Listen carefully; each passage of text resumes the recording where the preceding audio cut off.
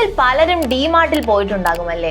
കേരളത്തിനുള്ളിലുള്ളവർക്ക് അത്ര പരിചയമില്ലെങ്കിലും കേരളത്തിന് പുറത്ത് ജോലി ചെയ്യുന്ന എല്ലാവർക്കും സുപരിചിതമായ ഒരു പേരാണ് ഡിമാർട്ട്. പുറത്ത് 100 രൂപ വിലയുള്ള സാധനം ഡിമാർട്ടിൽ നിന്ന് നമുക്ക് വെറും 80 രൂപയ്ക്ക് ലഭിക്കുന്നു. പലപ്പോഴെങ്കിലും നമ്മൾ ചിന്തിച്ചിട്ടുണ്ടാവും, ഇത്ര കുറഞ്ഞ വിലയ്ക്ക് സാധനങ്ങൾ വിൽക്കുമ്പോൾ ഇവർക്ക് എങ്ങനെയാണ് ലാഭം നേടാൻ സാധിക്കുന്നത്? റിലയൻസ്, സ്റ്റാർ ബസാർ പോലുള്ള വലിയ കമ്പനികൾ പോലും ചിലപ്പോഴെങ്കിലും സ്ട്രഗിൾ അനുഭവിച്ചിട്ടുണ്ടാകും. പക്ഷെ ഡിമാർട്ട് ആയിരക്കണക്കിന് കോടി രൂപയുടെ ലാഭമാണ് ഉണ്ടാക്കിക്കൊണ്ടിരിക്കുന്നത്. ഇതെങ്ങനെയാണ് സാധിക്കുന്നത്? ഇന്നത്തെ വീഡിയോയിൽ നമ്മൾ ഡിസ്കസ് ചെയ്യാൻ പോകുന്നത് ഡിമാർട്ടിന്റെ സക്സസ്ഫുൾ മാജിക്കൽ ബിസിനസ് തന്ത്രങ്ങളെ കുറിച്ചാണ്. ഞാൻ നിങ്ങളുടെ കരിഷ്മ. എല്ലാവർക്കും ബോസ്വാല മലയാളം യൂട്യൂബ് ചാനലിലേക്ക് സ്വാഗതം. ഇതുവരെ ഈ ചാനൽ സബ്സ്ക്രൈബ് ചെയ്യാത്തവർ ഇപ്പോൾ തന്നെ സബ്സ്ക്രൈബ് ചെയ്യൂ. നിങ്ങൾക്ക് ഇതുപോലുള്ള നിരവധി ഇൻഫോർമേറ്റീവ് വീഡിയോസ് ഈ ഒരു ചാനലിലൂടെ കാണാൻ സാധിക്കും. നമുക്കിനി വീഡിയോയിലേക്ക് കടക്കാം.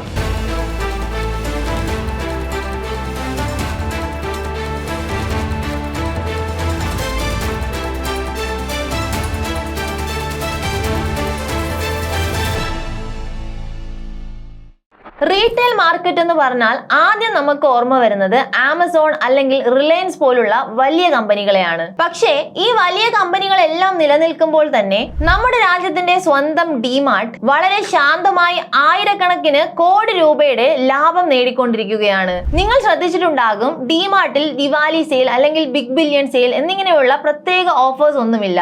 അവിടെ 365 ദിവസവും നമുക്ക് ഓഫേഴ്സിലാണ് സാധനങ്ങൾ വാങ്ങാൻ സാധിക്കുന്നത്. വർഷം മുഴുവൻ കുറഞ്ഞ വിലയ്ക്ക് സാധനങ്ങൾ വിൽക്കുന്ന ഈ ഒരു സാമ്രാജ്യത്തിന്റെ പിന്നിലെ വ്യക്തിയാണ് രാധാകിഷൻ ദമാനി. അദ്ദേഹം എപ്പോഴും വെളുത്ത വസ്ത്രം ധരിക്കുന്നതിനാൽ അദ്ദേഹത്തെ മിസ്റ്റർ വൈറ്റ് ആൻഡ് വൈറ്റ് എന്നാണ് വിളിക്കുന്നത്. അദ്ദേഹം ബിസിനസ് ലോകത്തിലേക്ക് കടക്കുന്നതിന് മുമ്പ് സ്റ്റോക്ക് മാർക്കറ്റിന്റെ രാജാവായിരുന്നു. 1990കളിൽ നടന്ന ഹർഷാദ് മെഹ്ത സ്കാം സമയത്ത് ദമാനി മാർക്കറ്റിലെ ഉയർച്ചയും തകർച്ചയും വളരെ അടുത്തായി നിരീക്ഷിച്ചു. ആ ഒരു സ്കാം നടന്ന സമയത്ത് മാർക്കറ്റ് മുഴുവനായി തകർന്നുപോയി. എല്ലാവർക്കും വലിയ നഷ്ടം സംഭവിച്ചു. പക്ഷേ ദമാനി ഷോർട്ട് സെല്ലിംഗ് എന്ന തന്ത്രം ഉപയോഗിച്ച് ആ ഒരു സമയത്തും ലാഭം നേടി. മാർക്കറ്റ് താഴെ പോകുന്ന സമയത്തും ബുദ്ധിപൂർവ്വം കളിച്ചാൽ എങ്ങനെ ലാഭം നേടാമെന്ന് അദ്ദേഹം നമുക്ക് മനസ്സിലാക്കി തന്നു.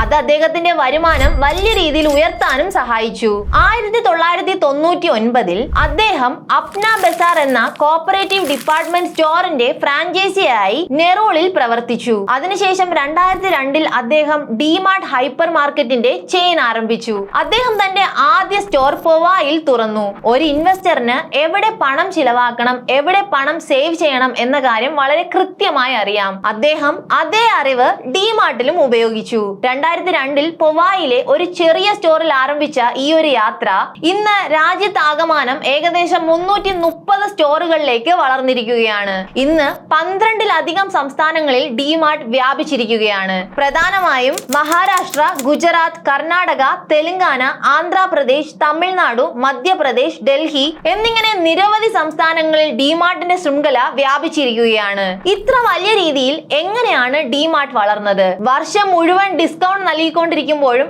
എങ്ങനെയാണ് വർഷത്തിൽ ആയിരക്കണക്കിന് കോടി രൂപയുടെ ലാഭം നേടാൻ ഇവർക്ക് സാധിക്കുന്നത്?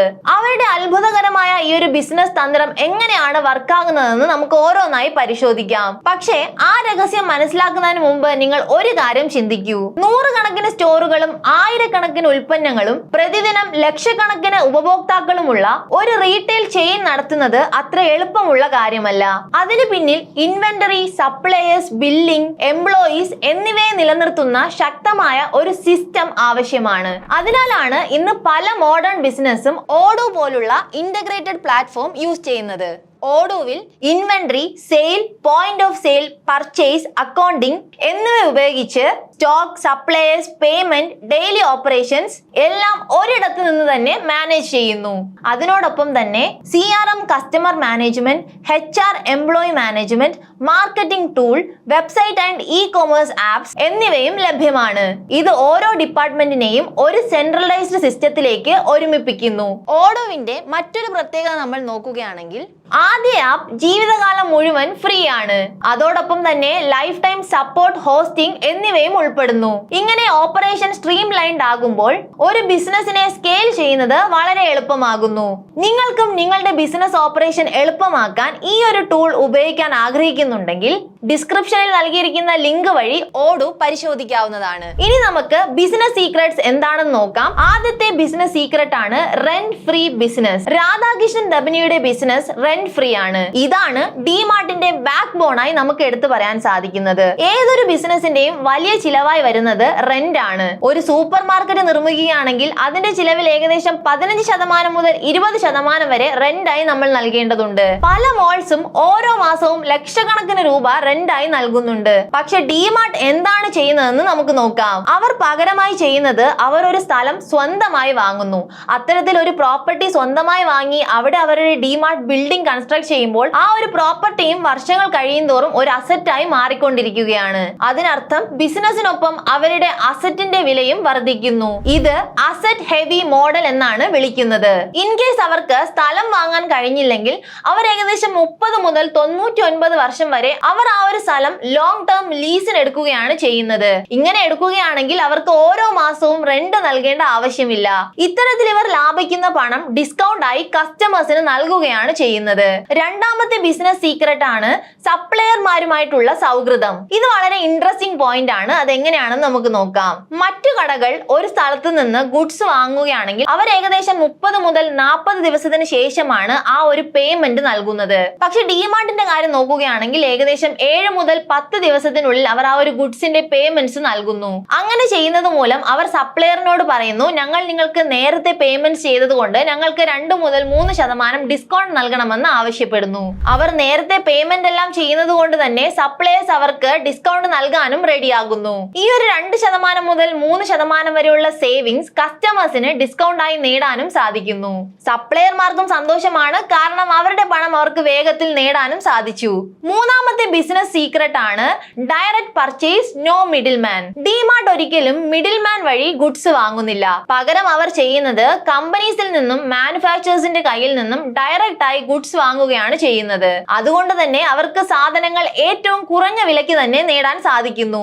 നാലാമത്തെ ബിസിനസ് സീക്രട്ട് ആണ് volume game and low margin. ഇത് നമുക്ക് വളരെ സിമ്പിൾ ആയി മനസ്സിലാക്കാം. ഒരു ഐറ്റം 10 രൂപ പ്രോഫിറ്റ് നേടി 10 ആളുകൾക്ക് വിൽക്കുകയാണെങ്കിൽ അതിൽ നിന്ന് പ്രോഫിറ്റ് ആയി 100 രൂപയാണ് ലഭിക്കുന്നത്. പക്ഷെ ഡിമാർട്ട് ചെയ്യുന്നത് ഒരു ഐറ്റത്തിൽ നിന്ന് 1 രൂപ മാത്രമാണ് പ്രോഫിറ്റ് നേടുന്നത്. പക്ഷെ അവർ 200 ആളുകൾക്ക് ആ ഒരു പ്രോഡക്റ്റ് സെൽ ചെയ്യുന്നു. അപ്പോൾ അവർക്ക് പ്രോഫിറ്റ് ആയി ലഭിക്കുന്നത് 200 രൂപയാണ്. ഇത് high volume low margin model എന്നാണ് അറിയപ്പെടുന്നത്. ഇവിടെ കുറഞ്ഞ വിലയ്ക്ക് സാധനം ലഭിക്കുന്നത് കൊണ്ട് റൈസ് ബാഗ് മുതൽ ഷുഗർ എങ്ങനെയുള്ള എല്ലാ സാധനങ്ങളും ആളുകൾ ഡിമാർട്ടിൽ നിന്ന് വാങ്ങാൻ ആഗ്രഹിക്കുന്നു.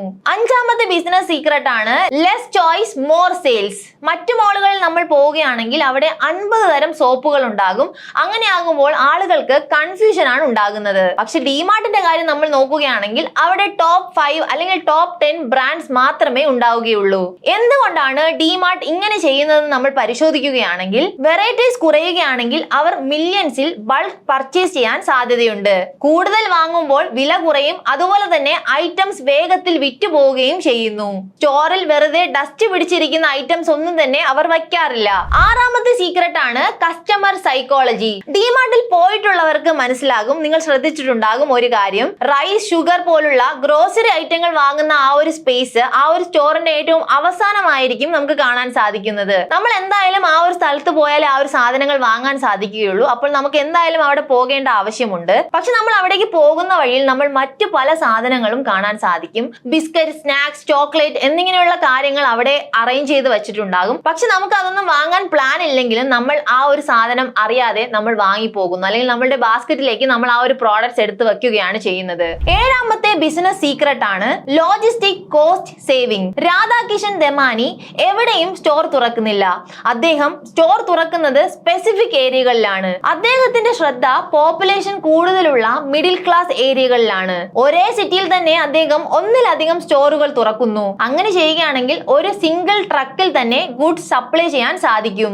ഇത്തരത്തിൽ ചെയ്യുകയാണെങ്കിൽ ലോജിസ്റ്റിക് കോസ്റ്റ് വളരെ കുറയ്ക്കാനും സാധിക്കുന്നു. ഇന്നത്തെ കണക്കുകൾ നോക്കുകയാണെങ്കിൽ മഹാരാഷ്ട്രയിലാണ് ഡിമാർട്ടിന്റെ ഏറ്റവും കൂടുതൽ സ്റ്റോർസ് ഉള്ളത്. ഏകദേശം 100-ലധികം സ്റ്റോറുകൾ മഹാരാഷ്ട്രയിലുണ്ട്. കർണാടകയിലും പല സ്ഥലങ്ങളിലും ഡിമാർട്ട് ഉണ്ട്. ബാംഗ്ലൂരിൽ ജോലി ചെയ്യുന്ന മലയാളികൾക്കൊക്കെ മനസ്സിലാകും ഡിമാർട്ട് എത്രത്തോളമാണ് നമ്മളെയൊക്കെ ഹെൽപ്പ് ചെയ്യുന്നത്.